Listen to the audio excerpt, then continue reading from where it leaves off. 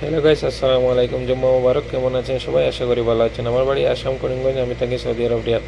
তো আজকে লেট হয়ে গেছে, লেট হওয়ার কারণে তাড়াতাড়ি করিয়া গোসল টোসল করিয়া আতর উতর লাগাইয়া তো কেউ করিয়া বাইরে গেলাম মসজিদের। যে এমনি বাইরে বাইরেছি, বাইরে বাইরিয়া দেখি 180 ডিগ্রি গরম। কইলাম রে মাই মারি লইছে। তারপরে গেলাম গিয়া খালা প্রেমিকা স্টার্ট দিলাম, খালা প্রেমিকা স্টার্ট দিয়ে মসজিদের উদ্দেশ্যে রওনা হইলাম। মসজিদে যাওয়ার সময় গিয়া পার্কিংও পাওয়া যায় না, পরে এত বেশি গাড়ি আইছে আজকে কি কইতাম, মানুষও আজকে খুব বেশি। তো আমরা এই মনে করো পুরো এলাকায় একটা মসজিদ, জুম্মা মসজিদ মনে করো, ছোটো ছোটো মসজিদ আছে, এগুলাত নামাজ হয় না। সবাই গিয়া এক মসজিদে নামাজ পড়া হয়, যেটাতে আমরা ঈদের নামাজ পড়ি সেটা প্রত্যেক সপ্তাহে জুম্মার নামাজ হয়। তো এখানে গেলাম, জুম্মার নামাজ পড়লাম।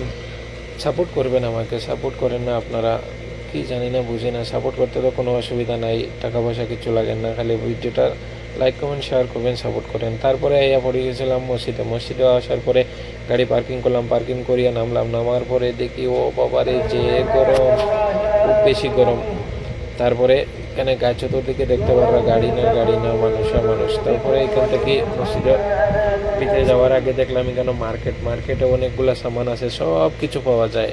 হাঁস মুরগি, শাক সবজি, খেজুর, যা কিছু চাইবে, ইলেকট্রিক সামানও আছে, পাউডারও বেছে সব। তখন এই মসজিদের ভিতরে ঢুকলাম, ঢোকার পরে নিচের তলায় জায়গা পাইলাম না, গেলাম উপরতলায় গিয়ে নমাজ শেষ করলাম। নমাজ শেষ করিয়া এখন আসার সময় দেখেন পুরা ফাঁকা হয়ে গেছে মসজিদ পুরা ফাঁকা হয়ে গেছে। পরে মসজিদ থেকে বাইরে এলাম, বাইরে ইয়ে আসার সময় দেখলাম এখানে একজন ভাই পাউডার বেচতেছে, এই কাপড় ধোয়ার পাউডার। এরপরে খেজুর, শাক সবজি সব কিছু পাওয়া যায়, কোনো কিছুর অভাব নাই। মোটামুটি শুক্রবারে বোঝা যায় যে দেশে আসি, দেশের মতন পুরা বাজার হয়, বাজারের মধ্যে। পরে আরেকজন পাইলাম বাইরে, এর সাথে কথা কইলাম, কথা কইয়া সালাম জানাইয়া আই গেলাম। তো আজকাল লাগে এতটুকু। আপনারা যদি ভিডিওটা ভালো লাগে লাইক কমেন্ট শেয়ার করবেন, আমাকে সাপোর্ট করবেন। সাপোর্ট করতে কোনো টাকা পয়সা কিছু লাগে না। তো আপনারা সবাই ভালো থাকবেন, সুস্থ থাকবেন, আর আমাকে সাপোর্ট করবেন। আমি নতুন নতুন ভিডিও দেওয়ার চেষ্টা করব। আসসালামু আলাইকুম।